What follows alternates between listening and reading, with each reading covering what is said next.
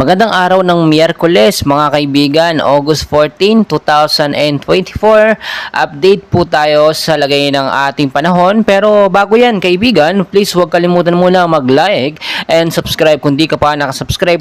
At pahit po ng notification bell para ma-notify ka sa ating mga update. Maraming salamat po. Mga kaibigan, patuloy pa rin po nating minomonitor at binabantayan ito pong tropical storm Ampil mga kaibigan na nasa labas po ng Philippine Area of Responsibility. And as of now, ito po may layong 1,850 kilometers northeast of extreme northern Luzon mga kaibigan. Ang hangin po niya ngayon ay stable po mga kaibigan sa 75 kilometers per hour na may bugso naman pong pumapalo sa 95 kilometers per hour at pa-northwestward po ang kilos sa bilis na 20 kilometers per hour. Pero take note mga kaibigan, wala po itong direktang epekto sa ating bansang Pilipinas dahil ito po ay nasa labas ngayon ng Philippine Area of Responsibility at inaasahan na ito ay hindi na makikita sa ating live radar within 24 to 48 hours. Pero ang pinapangambahan natin dito mga kaibigan dahil nga hindi lamang itong tropical storm Ampil, international name yan mga kaibigan, meron din po nabubuo ng mga cloud cluster sa tabi niya po, at kung makikita po ninyo, kumpul pa po yan mga kaibigan. Kaya inaasahan natin after pong mawala o malusaw itong si Tropical Storm Ampil ay posibleng may mabuo naman na bagong bagyo mga kaibigan na posibleng dumirekta o dumireksyon sa ating bansa.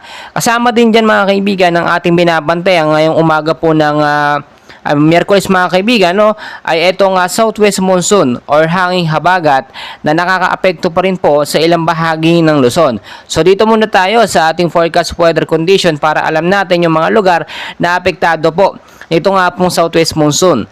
Sa area ng Ilocos Region, Batanes at Babuyan Island, maulap po na kalangitan ng mararanasan dyan, especially po sa bandang hapon at mahina hanggang sa malakas na pag-uulan na posibleng asahan pagdating po sa gabi. Dulot yan ng hanging habagat mga kaibigan, so yung impact niyan posible magkaroon ng pagbabaha sa mababang lugar at landslide din sa mga landslide prone area. Dito naman po sa area ng Metro Manila at the rest po ng Luzon mga kaibigan, partly cloudy to cloudy sky din po with isolated rain showers and thunderstorm ang mararanasan dahil po sa southwest monsoon or hanging habagat. So inaasahan ang posibleng pagbabaha sa mababang lugar at landslide po sa mga landslide prone area kung sakali or in case po magkaroon ng malawakan at biglaang bugso ng pag-ulan.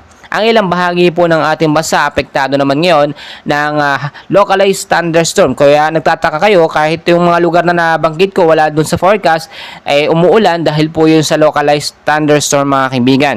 So mga kaibigan, marami nagtatanong ito po ba Tropical Storm Ampil ay malaki ba ang tsansa na hindi na magbago ng direksyon?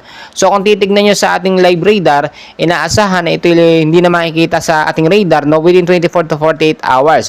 Pero pinapangambahan natin dahil nga po itong si hanging habagat ay ina-attract or hinihila papasok sa para itong mga sama ng panahon mga kaibigan. Inaasahan din natin na posibleng magbago ang direksyon ito hanggat hindi pa nawawala sa ating radar mga kaibigan.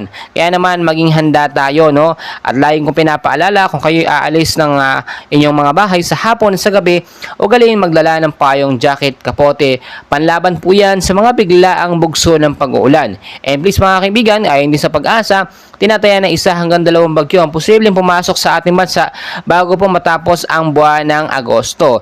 Take note sa mga naguguluhan, hindi pa pumapasok o wala pang bagyong Dindo sa ating bansang Pilipinas.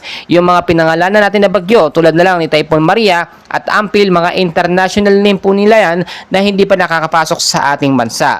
So dyan lang kayo mga kaibigan, and please huwag kalimutan mag-like and subscribe for more weather